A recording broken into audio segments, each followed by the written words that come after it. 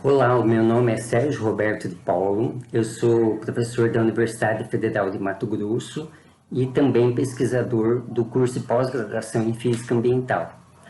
Eu agradeço o Mestrado Nacional Profissional em Ensino de Física e a SBF a oportunidade de estar aqui falando com vocês, né, divulgando o nosso trabalho.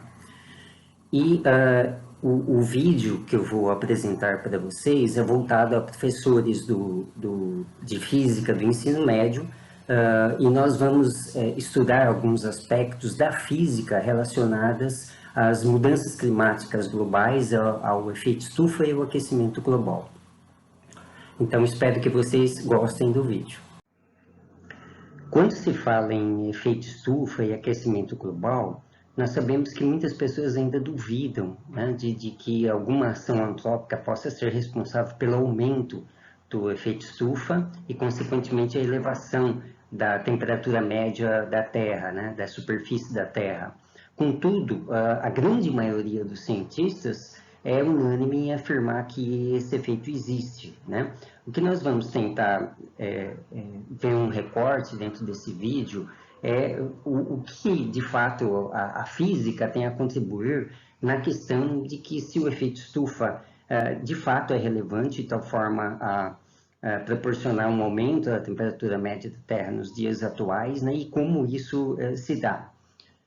Esse é um vídeo introdutório, né? Então, assim, quem quiser um maior aprofundamento pode entrar no canal do YouTube do curso de pós-graduação em Física Ambiental. Então, é só ir no YouTube, digitar Física Ambiental. Então, um dos primeiros canais que vai aparecer é o da Física Ambiental. No final desse vídeo tem um logo, né, da pós-graduação, da nossa pós-graduação.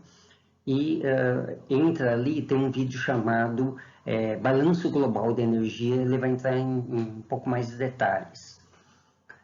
Bom, a primeira pergunta que nós poderíamos fazer é quais são os principais indícios, ou o principal, mais forte indício, de que de fato está havendo uma alteração da temperatura, né, média da Terra, oriunda do aumento da concentração de gases de efeito estufa na atmosfera. Então, nós temos muitos indícios desse processo de aquecimento. Então, nós temos, né, citando apenas como, vamos dizer assim, pontos, né, diferentes, nós temos as medidas da concentração de gás carbônico na atmosfera feitas desde 1750 até agora. Nós notamos que há um aumento pronunciado a partir do século XX com a Revolução Industrial, e isso comparado com medidas da temperatura média da Terra, né? Quando nós falamos em temperatura média, significa em todas as épocas do ano, em várias regiões na superfície terrestre. Então, você também tem um aumento dessa temperatura média que é compatível com o aumento da concentração de gás carbônico. Esse é um indício. Outro indício, a elevação do nível dos mares, né? Então, aqui nós temos medidas, né, relacionado a esse tema, essa variável. Nós temos um horizonte de um aumento de mais ou menos uns 3 centímetros por década no nível do mar.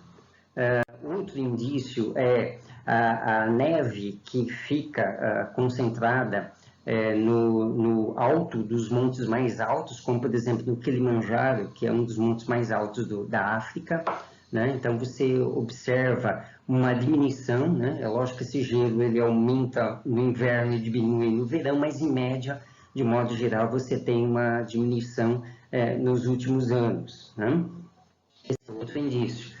Outro indício é o aparecimento de furacões, né? Não se tem ainda uma estatística muito clara a respeito de que, vamos dizer assim, o número deles está aumentando, mas você tem, a partir desse milênio, né, dos anos 2000, a incidência de um número considerável de furacões, né? Que são eventos que têm pode ter 1.000 quilômetros de raio, por exemplo, né? Então é muita energia que é estocada e é liberada dessa forma na atmosfera.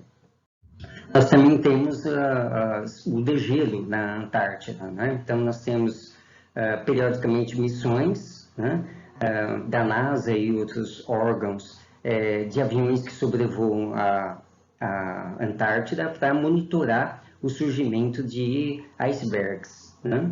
Então, também você tem isso como um indício do aquecimento global.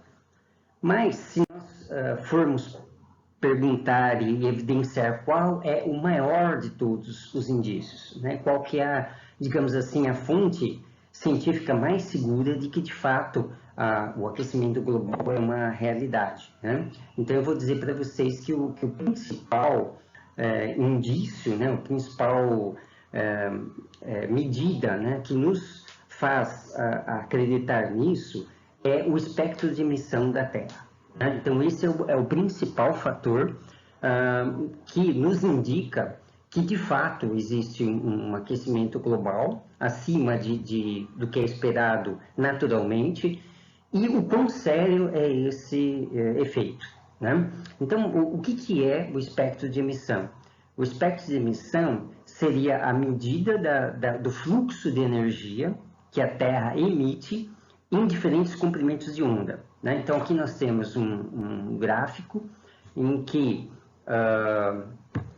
você tem, em função ou do número de onda ou do comprimento de onda, o quanto de energia, né, em termos de watts por metro quadrado ou centímetro quadrado, que você tem de emissão de energia a partir da superfície da Terra para o espaço, né? Então, isso dá um certo diagnóstico do que está acontecendo com a atmosfera da Terra, né? Então, o que nós temos quando nós observamos esse espectro de emissão?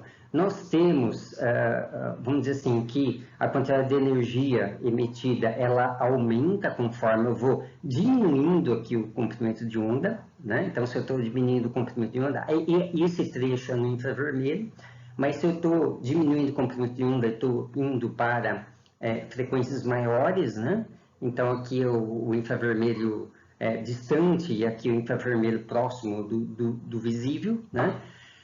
E o que você tem é que você tem uma curva entrecortada e com depressões, né? Então, essas depressões, como nós vamos ver daqui a pouco, corresponde à absorção que os gases de efeito estufa fazem da radiação infravermelha, impedindo com que a radiação infravermelha chegue ao espaço, pelo menos impedindo temporariamente que isso aconteça, né? Então, nós vamos entender o porquê isso leva a um aumento do valor médio de temperatura na superfície da Terra. Mas, seguramente, esse é o maior indício do aquecimento global. Então, como é o maior indício, nós precisamos ver em detalhes o porquê que o espectro de emissão da Terra é assim, né? Da maneira com que isso é medido por satélites que estão em volta da Terra, que são equipados com espectrômetros de infravermelho, né? E, portanto, eles podem medir o quanto de radiação nós temos de emissão em cada faixa do espectro eletromagnético, né? Então, para entender o espectro de emissão, nós temos que entender o básico do efeito estufa. Então, o que seria o efeito estufa? Você tem que o Sol emite luz e essa luz chega na superfície da Terra. Essa luz, predominantemente, ela está na faixa do espectro eletromagnético invisível. E a atmosfera ela é praticamente invisível para essa faixa visível, né? Ou seja, ela é transparente para essa faixa visível. Então, essa radiação que chega na Terra, ela praticamente não interage com a atmosfera. Agora, quando ela chega na superfície da Terra, essa radiação visível ela vai ser absorvida por toda a massa, né? Todas as coisas que estão na superfície da Terra, pela água do mar, pela vegetação, pela terra nua, né? Pela areia dos desertos. E uma vez que essa radiação visível é absorvida, ela é reemitida, mas não mais na faixa do visível, agora na faixa do infravermelho, né? Por que isso acontece? Quando os fótons de luz visível chegam nos átomos que compõem uma molécula, eles levam os elétrons em níveis mais altos de energia. Só que, em vez desses elétrons voltarem ao nível fundamental, né, naquele estado em que eles estão, e reemitirem no visível, acontece um outro fenômeno. Quando os elétrons vão para o nível de energia maior, muda o formato da eletrosfera. Né? Mudando o formato da eletrosfera, você tem uma outra distribuição de forças na molécula. Isso faz com que a interação entre os núcleos mude, porque você tem que considerar toda a distribuição líquida de cargas que você tem ali. E isso faz com que a vibração molecular se modifique quando esses elétrons vão para níveis mais altos. E o que acontece é que, quando você tem mudança de níveis vibracionais, né, da molécula, o fóton que é emitido passa a ser no infravermelho. Né? Então, você tem a absorção no visível, levando os elétrons a outros níveis de energia, mas isso acaba provocando, antes dos elétrons voltarem, uma mudança do nível vibracional das moléculas. Então, elas acabam emitindo no infravermelho. Então, isso acontece com praticamente qualquer material, né, que esteja na temperatura ambiente. Né? Nós sabemos que todos os materiais, pela lei de Stefan-Boltzmann, que estão na temperatura ambiente, emitem no infravermelho. Agora, por conservação de energia, essa energia tem que ter vindo de algum lugar. Então, normalmente, eles absorvem energia na forma de visível e emitem na forma de infravermelho. E aí, o que acontece? Né?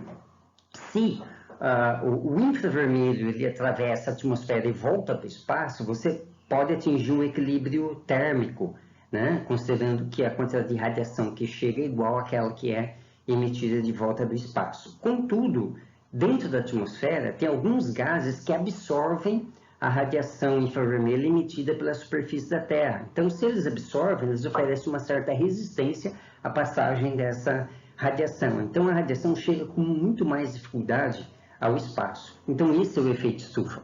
Né? Então, os principais gases de efeito estufa é o CO2, né? O vapor d'água, o ozônio. E a presença desses gases é facilmente visível no espectro de radiação da Terra, como vamos ver. Então, aqui nós temos, esse gráfico não é resultado de medida, mas é resultado de simulação, mas ele corresponde às medidas que foram apresentadas no gráfico anterior. Né? Então, o que você tem é que, pela presença de um determinado gás de efeito estufa, você tem uma depressão aqui nesse gráfico do espectro. O espectro seria a linha preta, vocês veem que ela é toda tremida, né? Mas observe que aqui existe uma depressão, né? Essa depressão, ela está em torno, né? Aqui eu estou numa outra escala, mas ela está em torno de 15 microns, né? É o comprimento de onda de 15 microns. E o comprimento de onda de 15 microns é o comprimento de onda em que o gás carbônico mais absorve. Então, o que você tem? Se não houvesse gases de efeito estufa, né? Ou seja, se a Terra não tivesse dificuldade de emitir a radiação infravermelha, que é produzida pelos materiais que estão na sua superfície, a Terra teria emissividade igual a 1.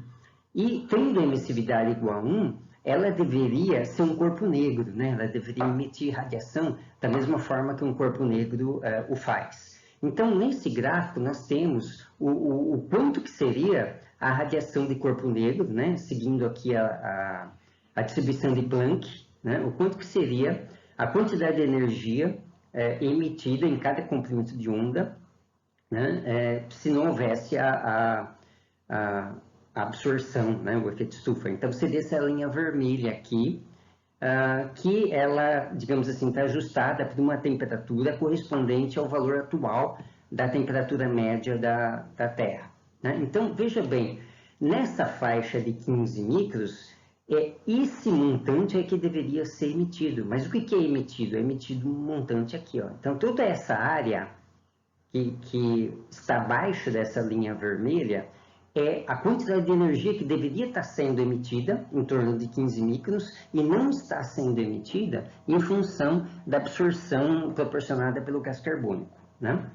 Além do gás carbônico, nós temos também outros gases que fazem efeito estufa, como, por exemplo, o ozônio, tá? Então, aqui nós temos uma outra depressão que se deve à absorção de infravermelho por parte do ozônio. Isso não tem nada a ver com a proteção contra a radiação ultravioleta, né? As questões do buraco, da camada de ozônio, não tem nada a ver com isso. Além do ozônio nos proteger da radiação ultravioleta, ele também faz efeito estufa. Esse é um efeito independente, né? Aqui nós estamos falando de efeito estufa. Então, ele absorve no infravermelho, né, pela sua vibração molecular, então ele também impede parcialmente que a radiação chegue no espaço. Só que a faixa de absorção dele está em outro comprimento de onda, né? Aqui nós temos uma escala com um número de onda, não um comprimento de onda, né? Mas ele absorve num comprimento de onda menor do que o gás carbônico, né? E nós temos também o metano, o CH4, que absorve nesse extremo aqui do espectro de emissão. E além desses gases, né, do ozônio, do metano e do gás carbônico, nós temos a água, né?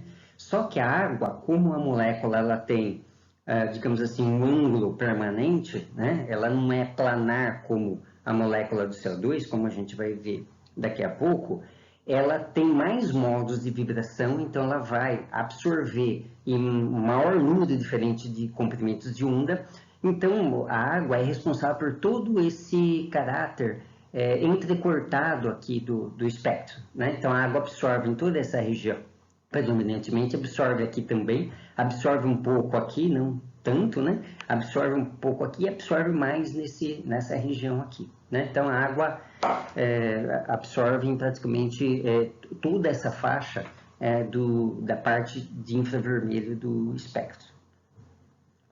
Vamos entender um pouquinho melhor, né, como isso acontece, mas como uma observação, eu vou colocar também que essas medidas feitas por satélites, né, por espectrômetros infravermelho em satélites, elas apresentam resultados diferentes dependendo da latitude em que o satélite está monitorando, né? Então, esse perfil do espectro de emissão, ele não é igual para qualquer latitude.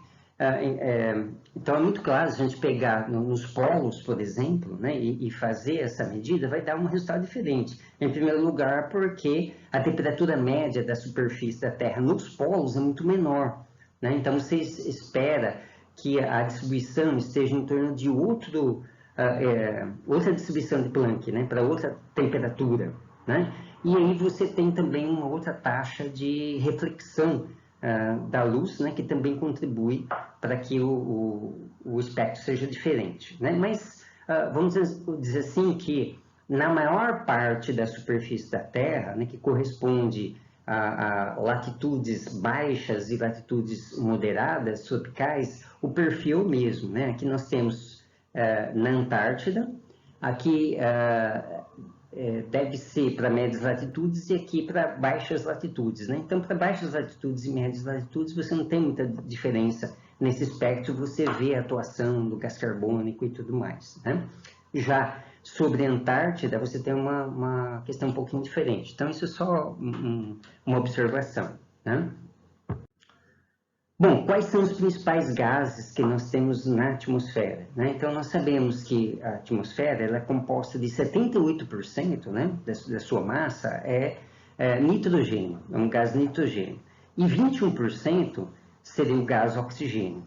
Contudo, nenhum desses dois gases realiza efeito estufa, né? Quem realiza efeito estufa é o CO2, cuja concentração é em torno de 0,4%, portanto menos de 1%, né? Então, digamos assim que tem pouco CO2 em relação a nitrogênio e oxigênio. E o ozônio, o dióxido de enxofre, que também faz efeito estufa, o metano, todos esses aí somados dá menos de 0,6%, né? Quer dizer que a atmosfera é praticamente, né, 99% constituída de gases que não fazem efeito estufa, né?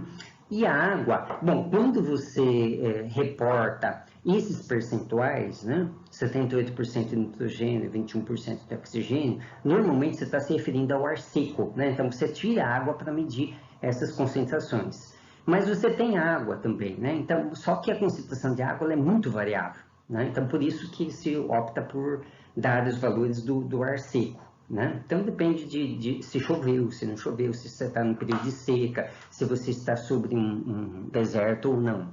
Né? Bom, talvez vocês estejam se perguntando agora o seguinte, bom, a maior parte das moléculas que fazem parte da atmosfera é nitrogênio e oxigênio. Essas moléculas, elas vibram também. Então, por que que elas não fazem efeito estufa se elas vibram? Né? Então, a absorção da radiação infravermelha, ela está relacionada à mudança dos estados vibracionais das moléculas. Né? Mas por que que o N2 e o O2 não absorvem? Na verdade, o N2 e o O2, embora eles vibrem, eles não podem interagir com a radiação infravermelha ou com a radiação eletromagnética de modo geral, porque as moléculas não são dipolares, elas não têm um aumento de dipolo elétrico permanente, porque são moléculas simétricas. Então, na molécula de N2, você tem um nitrogênio aqui e outro aqui.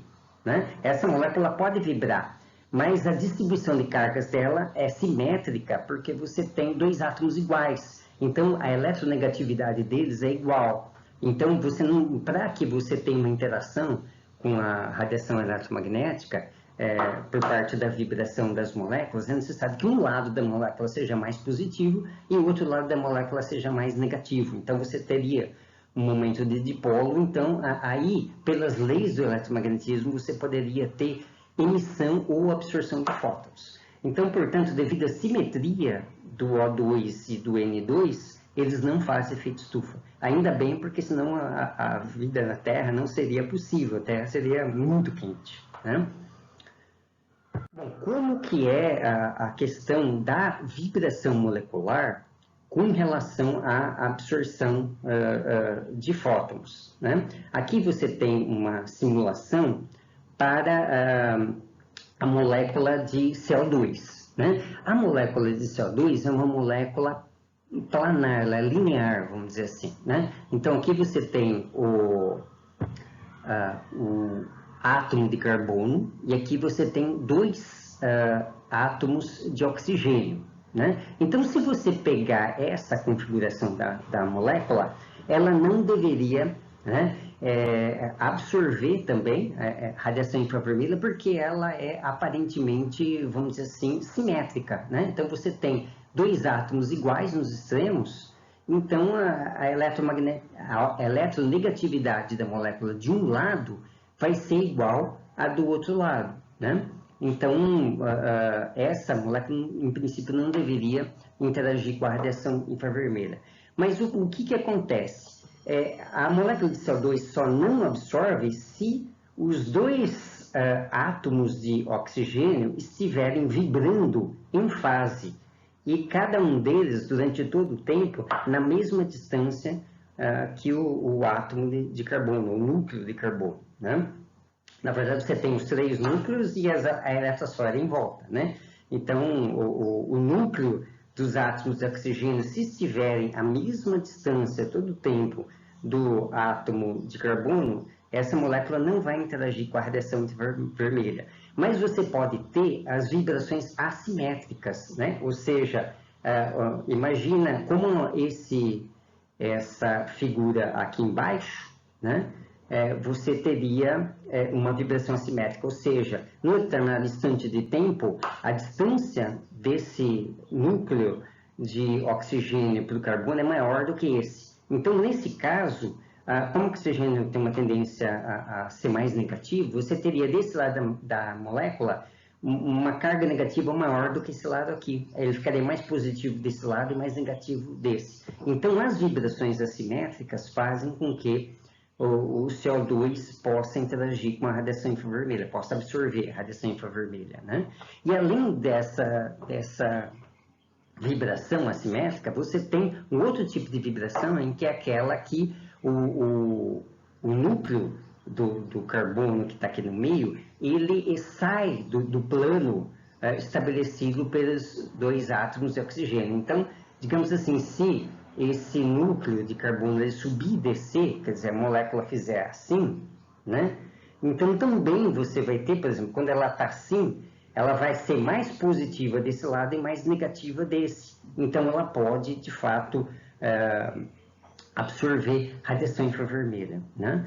E o que se mostra, colocando o gás carbônico dentro do laboratório e medindo o seu espectro de absorção, é que esse tipo de vibração absorve em 15 microns, né? Absorve fótons que têm um comprimento de onda de 15 microns. Então, esse tipo de vibração explica aquela característica do espectro de emissão em que você tem um vale em torno de 15 microns. Com a água, no entanto, bom, aqui é a simulação, né, de como se dá essas vibrações e daqui a pouco vai aparecer o espectro medido em laboratório, né? Então, como que a gente sabe em que comprimento de onda essas moléculas vão absorver? Porque a gente faz o experimento, coloca o gás carbônico dentro de um recipiente, né, e coloca um espectrômetro ali para ver em que comprimento de onda. Então, esse pico aqui é o pico que está em torno de 15 microns devido a esse tipo de vibração. Essa vibração é igual a essa, só que em planos diferentes, né? Aqui o carbono central está indo mais profundo ou mais para perto de vocês, né? Perpendicular ao plano aqui da tela. Com relação à água, por que a água ela absorve praticamente todo o espectro eletromagnético? Porque ela tem um certo ângulo, né? Ela não é planar. Então, ela nunca vai estar num estado em que o momento de polo dela seja zero. O momento de polo elétrico da água sempre é diferente de zero, né? Então, aqui nós temos oxigênio e dois hidrogênios. O oxigênio é mais negativo e os hidrogênios mais positivos, né? Então, porque a eletronegatividade do átomo de oxigênio é maior. Então, desse lado da molécula, você vai ter uma carga negativa maior e desse lado da molécula uma carga positiva maior, né? Então, ela tem um dipolo permanente e, além disso, como ela já tem um ângulo de saída, os modos de vibração que ela pode ter são muito diferentes. Ela tem uma grande quantidade de maneiras de vibrar de forma diferente, né? Aqui é só alguns, né? Mas existem muitos e cada modo de vibração diferente que a molécula tem corresponde à absorção num comprimento de onda diferente no infravermelho, né? Aqui só digamos assim, dois, né? Mas tem muitos. Até agora, nós vimos aspectos qualitativos com relação ao aquecimento global. Então, vamos encerrar a primeira parte do vídeo aqui e vamos ter uma segunda parte em que nós vamos nos aprofundar mais em aspectos quantitativos a partir do modelo do balanço global de energia.